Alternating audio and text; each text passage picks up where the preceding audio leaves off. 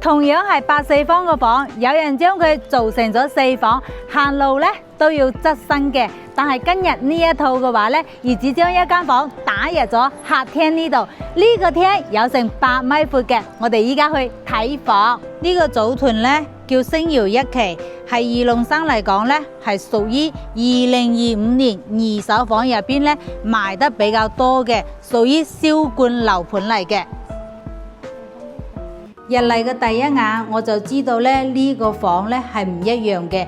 140方原本咧係4房2衛嘅，但係業主咧將佢改咗大3房啦，將呢間房咧已經打咗佢，俾咗大廳呢個空間。依家咧大廳嘅話咧去到咗8米闊嘅，你企喺呢度，你唔會覺得佢係一間140方嘅房，你會覺得佢係比想象中嘅仲加要闊綽。有時候咧房俾人個感覺唔靠面積，靠嘅就係取捨啦。電梯14樓東南向嘅呢一個陽台景觀係咪比較開闊啊？而且嚟講仲係最靚嘅景觀視野，85寸嘅電視，全屋定制嘅衣櫃，所以嘅話咧，我哋可以睇到呢一間房就係精緻嘅裝修啦。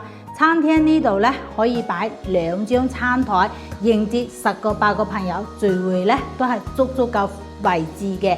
而且呢度嘅大廚房咧可以容納7-8個人煮飯。喺呢個位置洗菜洗碗嘅話咧，望正嘅就係出邊嘅別墅景觀啦。呢一間房140平方，但係你會覺得佢係比180方嘅房仲加要大，仲加要通透嘅。入嚟嘅話真係一種非常之闊嘅感覺。3間房入邊咧，2間房咧都係東南向嘅。咁啊，衣櫃全部都已經整好咗啦，你唔需要再諗點樣量尺寸啊，點樣挑板材啊，並且嚟講咧，直接就可以拎包入住啦。3間房個空調全部都裝晒啦，大廳呢度仲裝咗3匹嘅風管機嘅。講實話，做房產咁多年，我睇到太多個人為咗裝修而嘈交嘅，為咗預算而失眠嘅。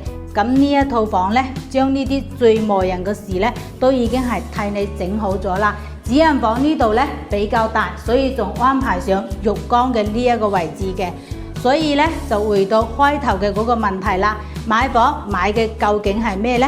有人買升值，有人買地段，但係我越嚟越覺得買嘅就係呢種你唔使等嘅確定價啦，唔使等裝修散微，唔使等下一套更好，唔使等房價跌到底，你想要嘅生活依家咧就可以自入嚟啦。呢一套房電梯14樓東南向嘅8米嘅大客廳，空調衣櫃全部都配備咗啦，首期15萬左右，每個月嘅月供咧3000幾4000蚊一個月。如果話你都想喺魚龍山揾一間唔使等嘅房，而且又對房有要求嘅話咧，咁你不妨嚟睇呢一間啦。想了解呢一間房更多嘅資料嘅話，評論區嗰度 Q1，我將資料發俾你。我係大方，我喺魚龍山等你過嚟坐坐。